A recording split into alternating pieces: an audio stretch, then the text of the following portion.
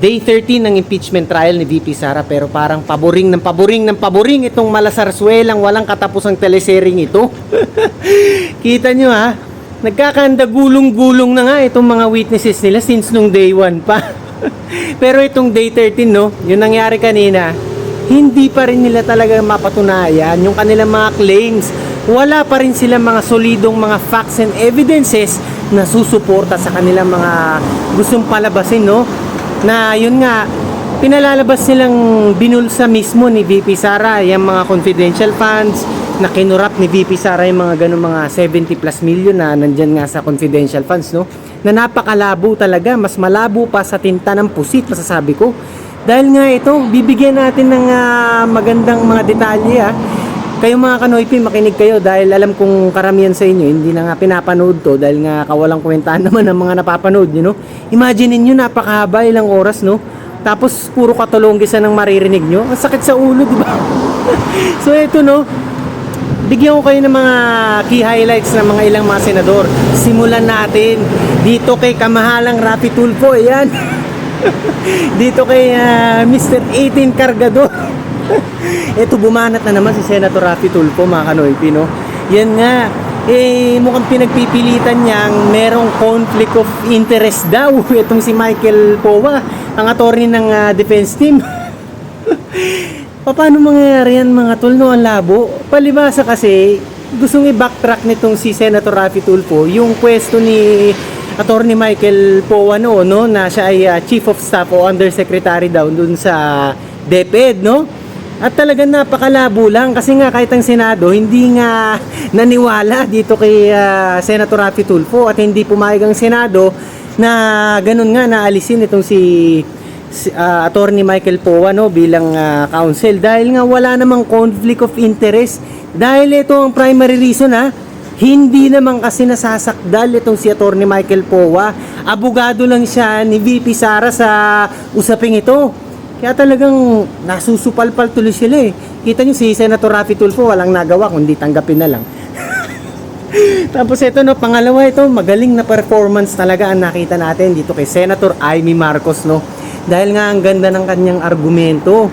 Kahit na parang inaaway-away na nga daw siya nitong witness kanina, no. Buti na lang hindi niya kinontempt, no. Malapit na i-contempt sana ni Senator Amy. Buti na lang mapagpigil pa itong si Senator Amy, no, at hindi talaga kinontempt nga yung witness. Eto nga ang pinupunto nitong si Senator Amy Marcos. Bakit nga daw ganoon? Parang talagang itong prosecution, no, talagang ginigisa si VP Sara diyan sa mga acknowledgement receipts, no. Samantalang wala namang nakalagay sa Joint Circular 2015-01 nga kung batas ang pag-uusapan natin, no.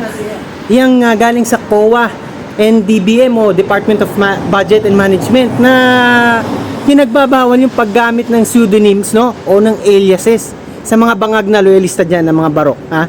Ang pseudonyms o aliases, yan yung iniiba yung pangalan para hindi makompromise ang safety o seguridad ng isang informante, no. So imbis na tunay na pangalan ang ibibigay nila, maaaring pwede sila magpalit, no? Kaya yung mga Mary Grace Piatos na yan, pwedeng yan yung mga aliases na mga informants diyan sa mga sensitibong mga operasyon noon. Ganyan talaga kapag ang pinag-uusapan yung mga ganyan mga anti-terrorist threats, di ba? Kailangan poprotektahan din ng mga informante ang safety nila, ang buhay nila, di ba? Common sense naman. Kung nasa batas na illegal yan, ba kahit na ngayon tutiligsay natin ng mga DDS, di ba? Kaso wala namang illegal eh. Hindi naman pinagbabawal na gumamit ng mga alias na ganyan. Malinaw na malinaw yan. At ito nga, pangatlong senador, si Senator Robin Padilla. Di ba? Napaka-simpleng senador pero kita nyo, buti pa siya, mulat na ngayon, no? Talagang senador ng masa, masasabi ko. Dahil nga buti pa siya, na-appreciate niya ang ginagawang efforts ng Office of the Vice President mula pa noon ng yan nga, yung mga counterinsurgency, counter-terrorist operations ng Office of the Vice President, no.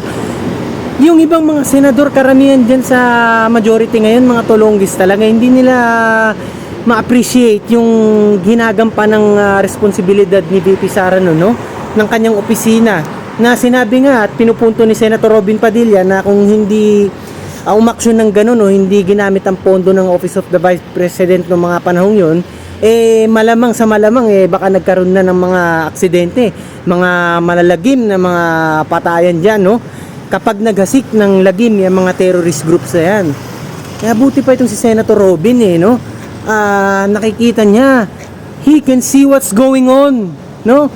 Kesa dyan sa mga tulonggis na mga senador na mga duwag, hindi marunong manuligsa, no? Alam lang kumampi kung sino nasa kapangyarihan, palibasa takot sila makasuhan. Talagang kanselado na yung mga senador na yan, mga Kanoypi, no? Sa mga susunod pa mga eleksyon, hindi natin alam kung pang ilang place ba sila. Buti nga kung mag top 15 pa o top 20 yan di ba? 12 lang kukunin. Paano kung medyo doon na sila sa bandang hulihan na? Nakakaya naman. So yun lang mga Kanoypi, no? Day 13 na pero parang hirap pa rin talaga ang prosecution na i-shift ang public opinion, no? Which is yan ang primary motive nila sa palagay ko, no? To shift the public opinion for the incoming 2028 presidential elections, ayan, para tumaas ang rating ng kanilang mga manok, no, sa pagka-presidente. Mga presidentiables nilang wala pang 1% ang nakukuha sa mga survey. Nakakaya, desperadong galawan na, no? Kailangan talaga kumapit sa patalim yung mga ganyang impeachment trial na walang katapusan while spending millions of taxpayers money para sa sarswelang ito, no? Na talagang ultimo mga mamamayang Pilipino sawang-sawa na. Imagine niyo day 13 pa lang pero bagsak na ang kanilang mga views sa live kasi nga wala nang interes ang sambayan ng Pilipino para marinig ang kanilang mga ganyan mga motibo na para lang talaga sirain ang VP Sara Duterte na alam nating susunod na magiging Pangulo ng Pilipinas, no? Dahil kumpara sa kanila, walang-wala sila sa isang babaeng VP Sara na talagang may political will at kamay na bakal, no? So hanggang dito muna tayo mga Kanoypi at lagi ko kayong papaalalahanan na lagi kayong maging makabayan ng sa ganun ng Pilipinas ay maging Singapore one day. Mula sa inyong pinakasiga sa mga siga, Tigasing Noypi.